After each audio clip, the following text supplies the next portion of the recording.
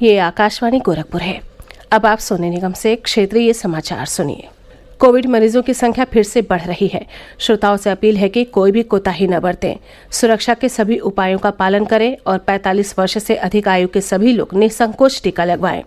सुरक्षित रहें और 3 आसान उपायों का पालन करें। मास्क पहनें, 2 गज दूरी है जरूरी, सुरक्षित दूरी बनाए रखें, हाथ और मुंह साफ रखें। और अब समाचार। प्रधानमंत्री नरेंद्र मोदी ने राष्ट्रीय शिक्षा नीति 2020 की प्रशंसा की है और कहा है कि ये वैश्विक मानकों के अनुरूप अत्याधुनिक नीति है। उन्होंने कहा कि नई नीति जाने माने शिक्षाविद और पूर्व राष्ट्रपति डॉक्टर सर्वपल्ली राधाकृष्णन के दृष्टिकोण के अनुरूप ही है। भारतीय विश्वविद्यालयों के संघ के 95वीं राष्ट्रीय बैठक तथा वाइस चांसलरों के राष्ट्रीय सेमिनार को वीडियो कॉन्फ्रेंस के जरिए संबोधित करते हुए श्री मोदी ने कहा कि केंद्र देश में संस्थागत और शैक्षिक मजबूती पर ध्यान केंद्रित कर रहा है। श्री मोदी ने कहा कि बच्चे विशेष क्षमताओं से संपन्न होते हैं और संस्थागत मजबूती के साथ उनकी संकल्प शक्ति को बल देने से उन्हें मानसिक और नैतिक रूप से मजबूत बनाया जा सकेगा।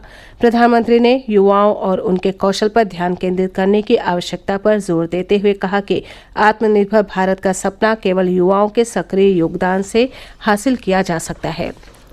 भारत रत्न बाबा साहेब डॉक्टर भीमराव आम्बेडकर का उल्लेख करते हुए श्री मोदी ने कहा कि उनके द्वारा दी गई सीख से भारत और उसके नागरिकों को शांति तथा सफलता के मार्ग पर चलने में मदद मिली है। आज डॉक्टर आम्बेडकर की जयंती पर उन्हें श्रद्धासुमन अर्पित करते हुए प्रधानमंत्री ने कहा कि आज़ादी के लिए संघर्ष करने वाले सेनानियों ने एक नए लोकतांत्रिक भारत की परिकल्पना की थी।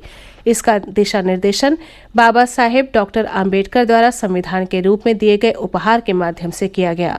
प्रधानमंत्री ने इस अवसर पर किशोर मकवाना द्वारा लिखित डॉक्टर आम्बेडकर के जीवन पर आधारित 4 पुस्तकों का विमोचन किया।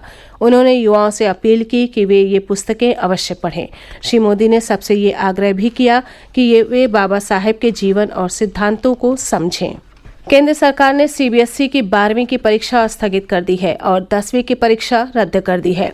प्रधानमंत्री नरेंद्र मोदी ने आज नई दिल्ली में केंद्रीय शिक्षा मंत्री और मंत्रालय के वरिष्ठ अधिकारियों के साथ बैठक की। सरकारी सूत्रों के अनुसार प्रधानमंत्री ने देश भर में अगले महीने निर्धारित सीबीएसई बोर्ड परीक्षाओं के बारे में विचार किया।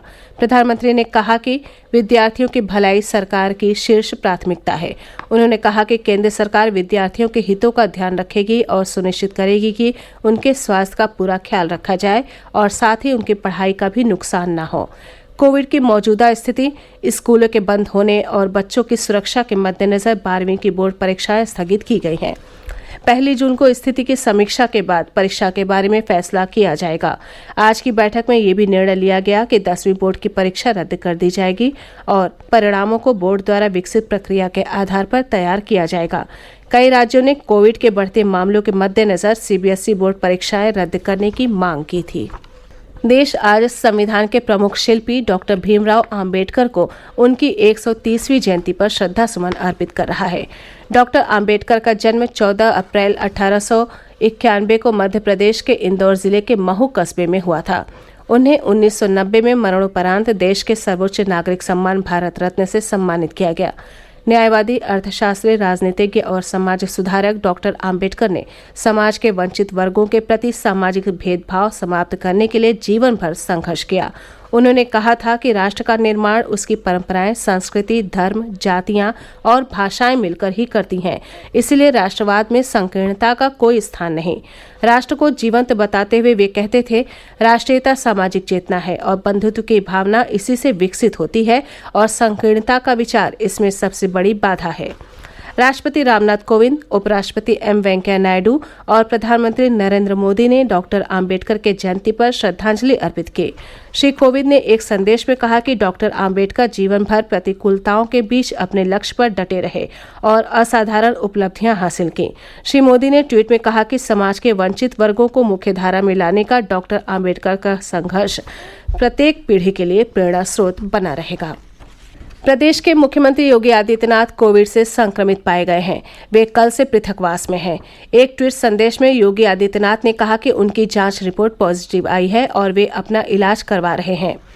समाजवादी पार्टी अध्यक्ष अखिलेश यादव भी कोरोना संक्रमित हैं। ट्वीट संदेश में श्री अखिलेश ने कहा कि कोविड पॉजिटिव रिपोर्ट आने के बाद वे आइसोलेशन में हैं। राज्य में 3 जिलाधिकारियों सहित भारतीय प्रशासनिक सेवा के 1 दर्जन वरिष्ठ अधिकारी भी संक्रमित पाए गए हैं।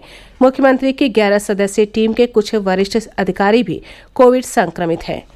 इसी के साथ क्षेत्रीय समाचारों का ये बुलेटिन समाप्त हुआ। नमस्कार।